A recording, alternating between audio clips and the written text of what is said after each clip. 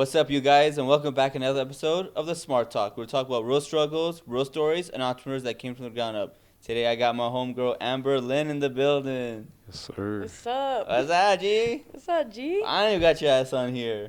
I know, Oh, finally. Jesus Christ. First time she was at the lounge. Yeah. he was on his phone. He's like, "Are you fucking kidding me?" And I was in the lounge like, where the fuck is everybody? Yeah. And then I was like, "What's going on?" He's like, "Bro, she just went to the lounge." I'm like, "What the fuck?" Yeah, I'm like, all right, boys, let's pack it up. We're going Yeah, home I know. early. That's funny. Oh, That's funny, shit. though. But I appreciate you coming on here. You know, you're a big part of the community. You know, you got your own fucking tattoo shop. You know, people love and inspire you because you're only female tattoo shop. But yeah, let's get into it. Like, let's tell everyone a little bit more about yourself. Yeah, so it's funny because everybody always asks me about like my tattooing career, but I actually got into tattooing on accident.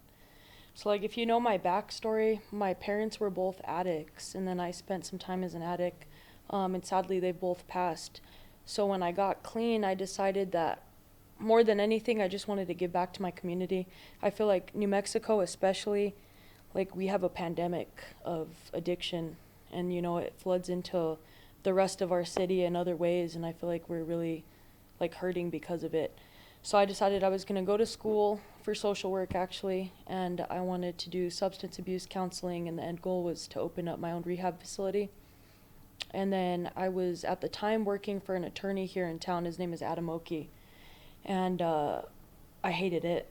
And so I was getting tattooed one day, and my tattoo artist was like, yeah, I'm looking for an apprentice, and I just can't find anybody reliable. And so we were just kind of bullshitting, and I was like, it's funny because when I first got out of high school, I've always been an artist, and I was like, I would have loved to tattoo, but I had 2 little boys at the time, and I just couldn't do a 2-year apprenticeship unpaid. I needed to make money, so I kind of was just like, well, it was a dream, but I can't do it, so I just put it on the back burner and never thought about it again.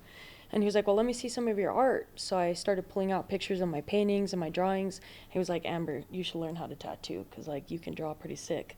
I was like, you think so? Like, fuck it. I was like, I'll do it, because he was offering me to go in the evenings and work around my class schedule. And so I was like, this will be cool. I'll fucking learn how to tat on the side. I could tat the homies and stuff as like a side hustle. And then when I started doing it, I just fell in love with it. And so things didn't work out there, and I decided I would needed to go off and do my own thing, and I was just going to open up a little studio. And a lot of girls started coming to me, and they had friends and family members, and they're like, it's really hard for women in the industry because it's so male dominated. Mm-hmm. And so they were like, they can't find an apprenticeship, or when they do find an apprenticeship, there's just like a lot of like negatives for women in the industry. And so they started bringing me all kinds of different girls, and I was just like, well, screw it. I was just going to have a studio by myself, but I guess what we'll do is just make this like a little safe haven for women to come and tattoo. And I can't give them a traditional apprenticeship, but I'll just kind of teach them what I know. And so from there we have 10 tattooers right now, including me, and we've been open for 3 years. Hold on, grab your mic, put it a little closer. Just make sure. There we go. There you go. Yeah.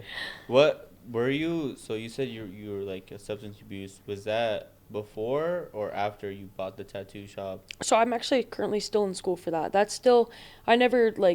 is my end goal. Outside of everything, that's probably the most important thing to me. So I just finished my bachelor's degree, and now I'm working on my master's degree.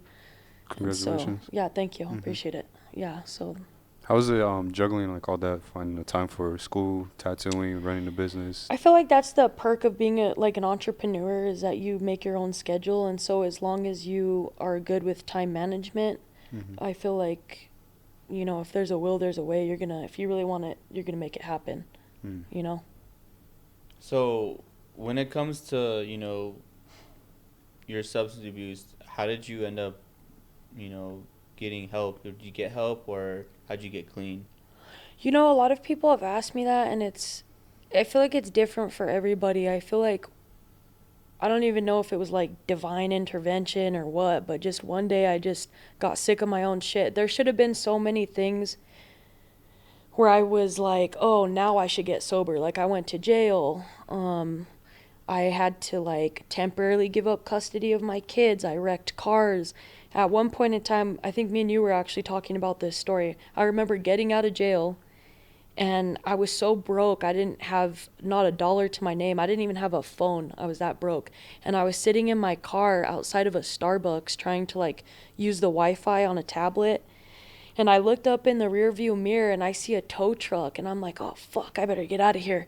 So I go to put my key and turn it, and the tow truck driver rips open my door, pulls the key out and looks at me, and he's like, "Amber?" He's like, "We went to high school with each other." And I was like, fuck, this is so embarrassing.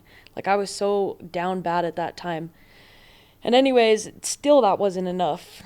And I don't know, just one day I just woke up and I was sick of my own shit. I was just like, this is bullshit. I don't want to be broke anymore. Like, I'm sick of hurting my family, my friends. So I just got up one day and decided that I was going to get sober. And ironically, my dad, who had been sober for 8 years at that point, he had recently relapsed. And so I was about, I don't know, 3 months into my program, and he relapsed again a second time, but that time he OD'd. And it was during COVID. So he went to the hospital and he was on like the machines and everything. They gave him a week and they just pronounced him brain dead. So I was probably only like 3 months sober at that time. But instead of it making me want to relapse, I think it scared me, because for once I was sober and I was on the other side of things, and I was seeing like my sister, my stepmom, my grandma, and just everybody, like, you know, when somebody passes away, it just puts a big dent in your life. So I was just like, I can't ever do that to my family. Like, it was a lot, you know. If you don't mind me asking, what substances were you using? Meth, alcohol, coke, ecstasy. Just like a mix of them all? Yeah, just everything. Why were you doing that? It's just, were you running away from your own thoughts and feelings in your head, or?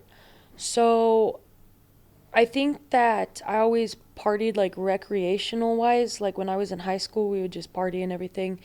But my mom passed away in 2017, and so that was a lot for me to handle. And then a year later, my son's dad was shot and killed in front of me.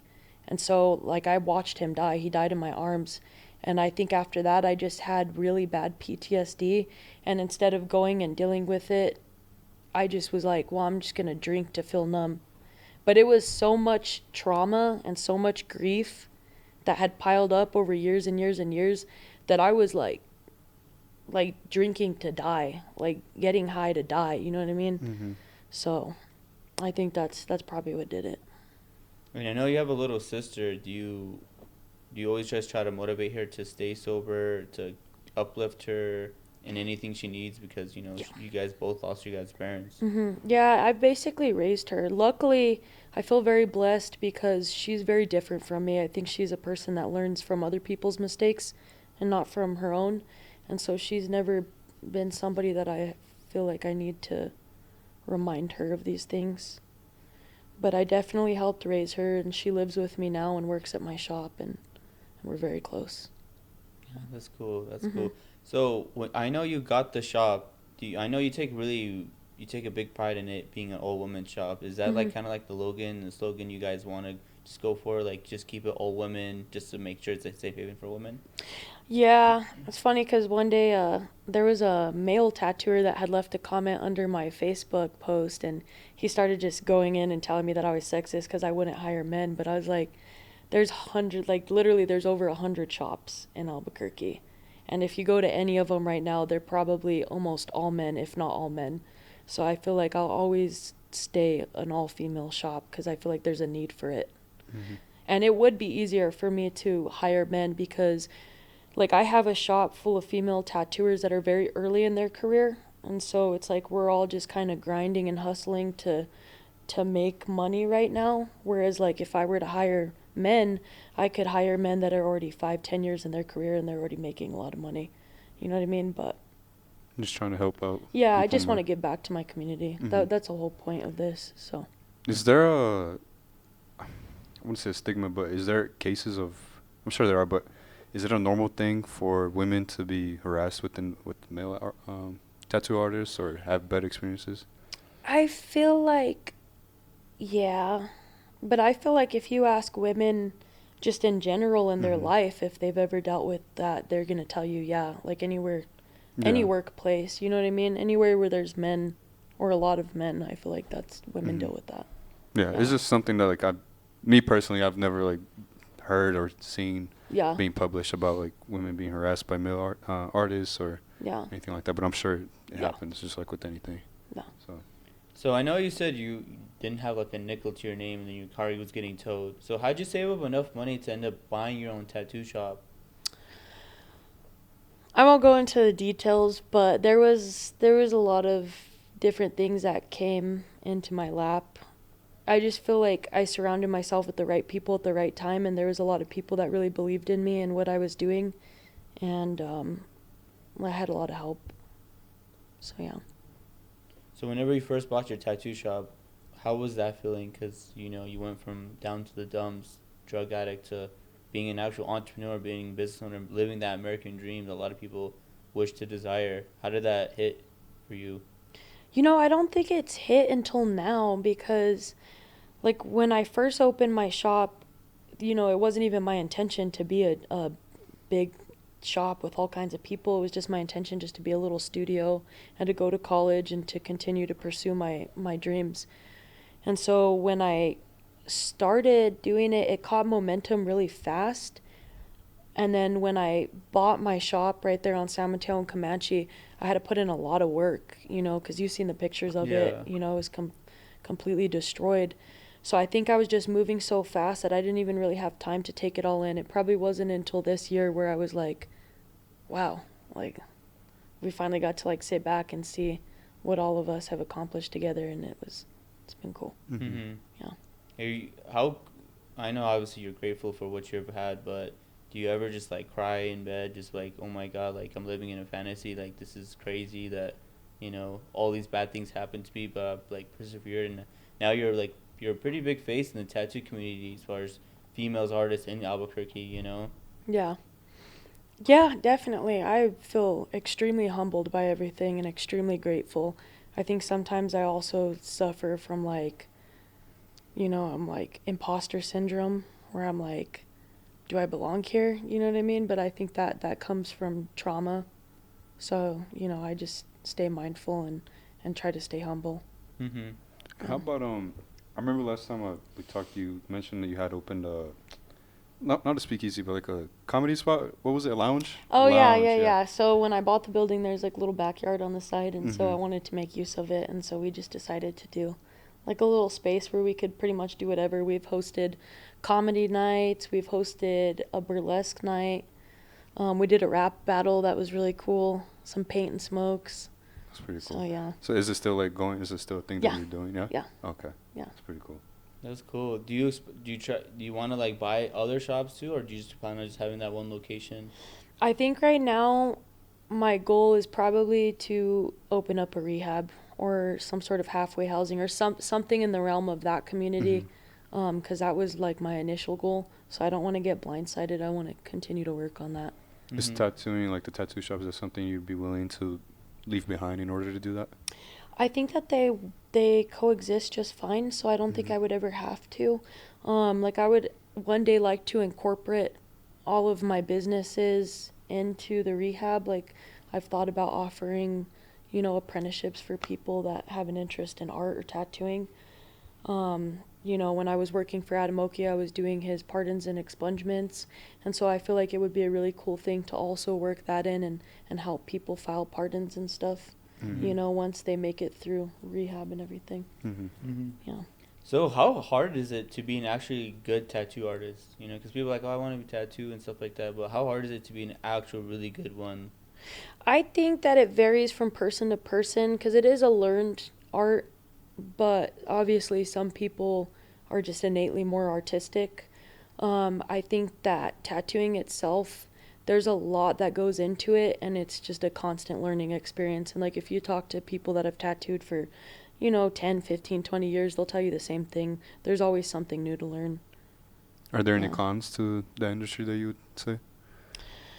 I think that it depends. It depends. I'm sure that there can be cons, but I don't think that that's a blanket for the industry itself. Mm-hmm. I just think that anytime you're working with people, there's going to be positives and negatives, you know. Have you had an instance where somebody didn't like the tattoo, or? Yeah. Yeah, I did. What happened? My uncle, actually. Your It's uncle always didn't your like the family. He's not my blood uncle. Yeah. He's a uncle through marriage, but he's like an older dude. And when I started tattooing him, I told him right away, I was like, "Are you on blood thinners? Because, you know, skin is the largest organ on your body. So anything you take, you know, it's going to affect your skin. It's going to affect a tattoo. And so when somebody's on blood thinners and you tattoo them, they bleed a lot to the point that it won't keep ink in the skin. And you'll see it a lot too with older people. And so when I started tattooing him, I was like, "You on blood thinners?" And he's like, "Yeah, I am. I'm on all kinds of shit." And I was like, "All right, well, it's probably not going to heal very great." And he's like, "Nah, it's cool. Keep going." So I was like, "All right." So I did the tattoo, and then a month later, he came back all pissed off. And I was like, "All right." But that's pretty much it. That's probably one of the only people that's ever complained was my uncle. Shout out to my uncle. That's my uncle. Oh shit, that's crazy. Yeah. Is there like do you guys have like a refund policy if they aren't not satisfied with their tattoo? You or- know, it's funny because when I talk to other people that own shops, because, you know, when I got started, I was just kind of thrown into this.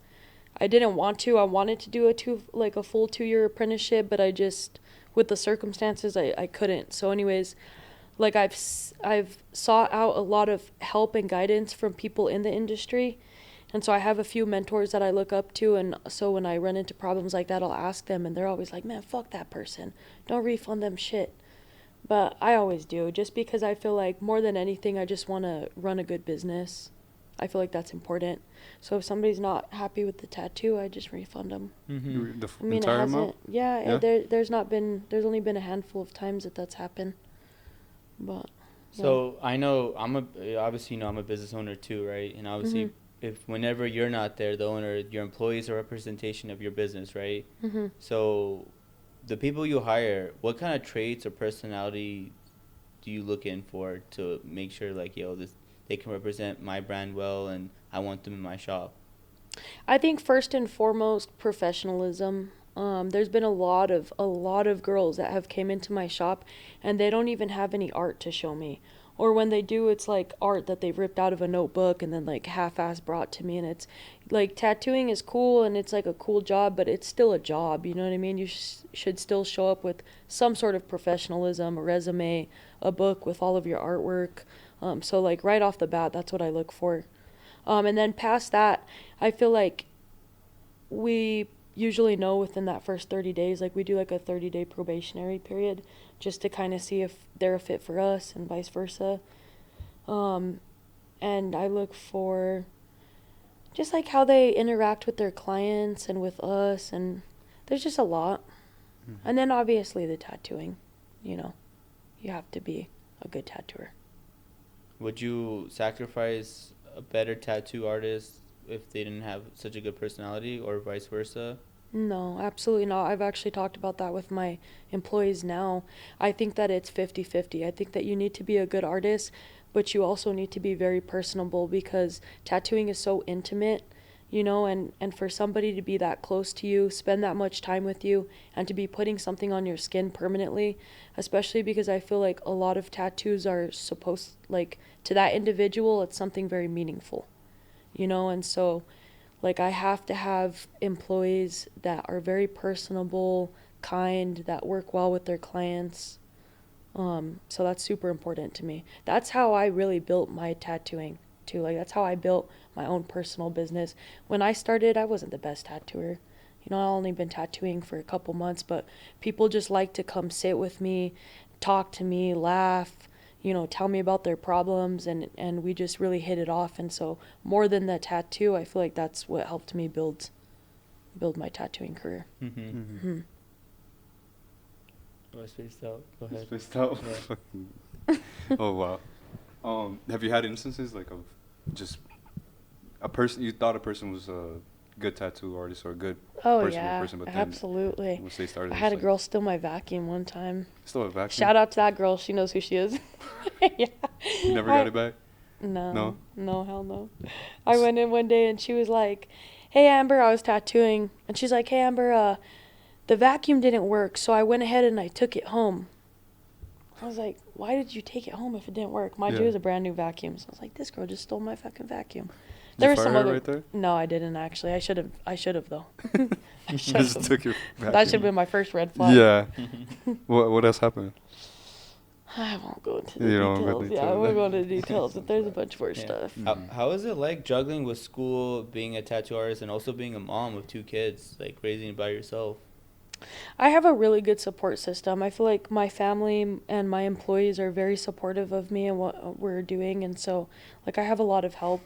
But it has been a challenge, like, because I have ADHD too, so I've had to like over the course of 3 years like learn time management, learn how to delegate things to other people. Because I think when I first started, I was just trying to do everything by myself, and I was spreading myself very thin, and so I've had to like learn how to manage and to lead and to kind of delegate things to people. Mm-hmm. And I'm sure that there's probably a lot more growth that I need to keep working on, and things I need to work on. How do you plan on scaling your business? I don't know. I have no idea. I just know that I want to be heavily involved in my community in a very positive way. And so when I'm like making decisions on my business and what else I want to branch off to, I just kind of use that as my compass. Yeah. Nice. Mm-hmm. Yeah, it's really nice. That's really beautiful. That's Are you okay, bro? yeah. He said, that's really nice. That's really beautiful. It is, right? It is. You have a good come up story for sure. No, yeah, Thank it's you. it's a You know, good story. It's Do a lot of very- people like that actually know your story? Are they like really proud of you? Yeah. Yeah. And that's been cool because, sometimes it makes me sad that my parents don't get to see all of this. But I feel like the people around me that have, especially the people that have known me from the beginning and seen how far I've come, they make sure to constantly tell me how proud it, and so that's cool. That's like motivation within itself. Mm-hmm. Would Yeah. you say you're a religious person? I was religious at one point, and then I feel like I had to step away from it because it got very political, and so now I would consider myself spiritual. Like I feel like I have my own relationship with God, and more than anything, I feel like just be a good person. Mm-hmm. You know? Yeah. Mhm. Yeah. Anybody battling with drug addictions and they stay sober, they relapse, end up sober again, and relapse again. What words or advice would you give them to stay clean? I don't think it's about like staying clean, because I think a lot of people like focus on like, oh, I have to stay clean. I think that it's just focusing on like what can I do for myself today? You know what I mean? Because that's just a part of recovery. Sometimes you're going to fall down, but it's the getting back up that's the most important part, because it's not over till it's over.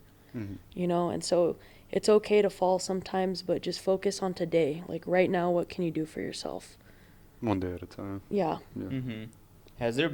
Do you have like friends that are drug addicts or were drug addicts and they reach out for advice to you? Yeah, absolutely. Especially I think because, I was using for a period of time, and so a lot of people that I used to use with have seen that I've gotten sober, and so they've reached out and kind of asked like, how did you do it? Or sometimes people just want to vent and talk, and so, Mm-hmm. yeah.